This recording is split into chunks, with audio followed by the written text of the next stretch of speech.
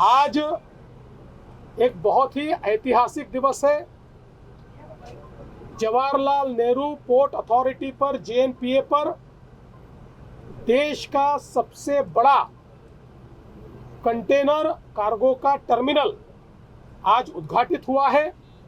भारत के प्रधानमंत्री श्री नरेंद्र मोदी जी और सिंगापुर के प्रधानमंत्री श्री वांग जी, इन्होंने एकत्रित रूप से इस टर्मिनल का आज उद्घाटन किया है।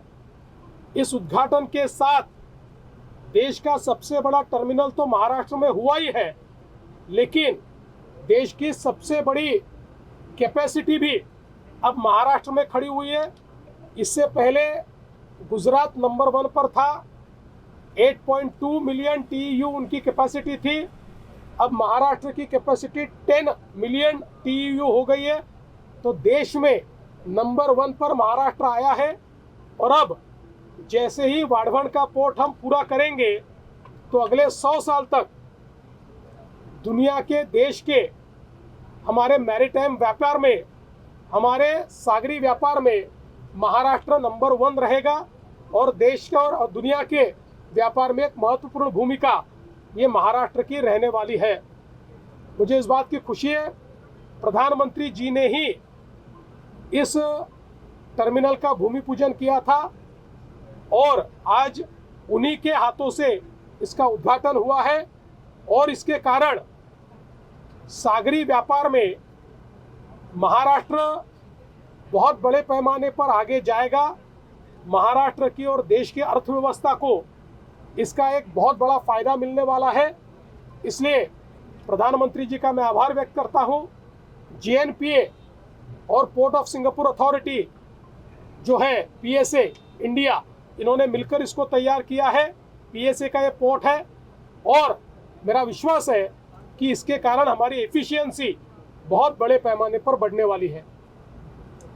कल भारत की GST काउंसिल ने GST में जो सेकंड जनरेशन रिफॉर्म्स किए हैं उसके लिए प्रधानमंत्री श्री नरेंद्र मोदी जी का मैं आभार व्यक्त करता हूं और GST काउंसिल को बहुत बहुत बधाई देता हूं।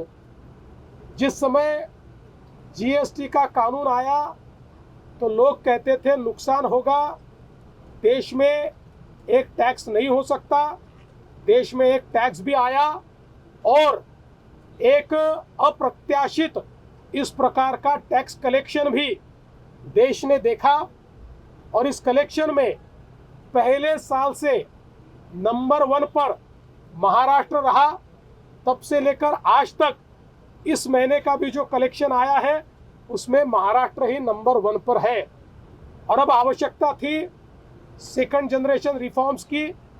प्रधानमंत्री जी ने बहुत हिम्मत के साथ देश को सेकंड जनरेशन रिफॉर्म्स दिए हैं।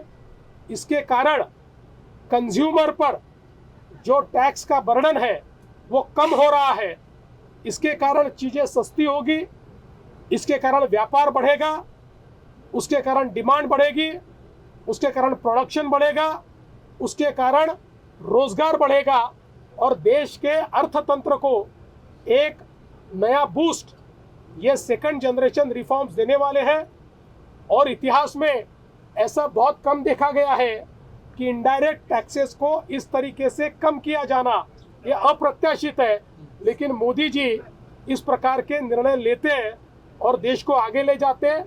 तो मैं ऐसा मानता हूं कि एक बहुत महत्वपूर्ण निर्णय लिया गया है और मुझे इस बात की खुशी है कि महाराष्ट्र की सरकार ने ये जो रिफॉर्म्स है इनको पूरे तरीके से सपोर्ट किया और हमने वहां पर भूमिका रखी कि महाराष्ट्र इसका पूर्ण समर्थन करता है और देश के विकास में, देश के प्रगति में महाराष्ट्र अपनी भागीदारी हमेशा रखेगा, रिफॉर्म्स में भी अपनी भागीदारी रखेगा। और मैं मानता हूं आने वाले दिनों में हम लोग इन रिफॉर्म्स के माध्यम से जो परिवर्तन होगा उस परिवर्तन की भी भागीदारी करेंगे। सर, लेकिन अब कहीं ना कहीं जो ओबीसी नेता है, चाहे छगन भुजबल हो या तमाम ऐसे नेता हैं, वो इस पर शक पैदा कर रहे हैं। कैबिनेट छोड़ करके चले गए, कोई क्लियरिटी अगर आप दे सके तो।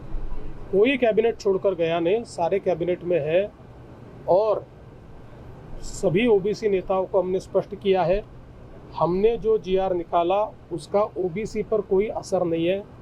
हमने सबको ओबीसी में डाल दो इस मांग को स्वीकारा नहीं है।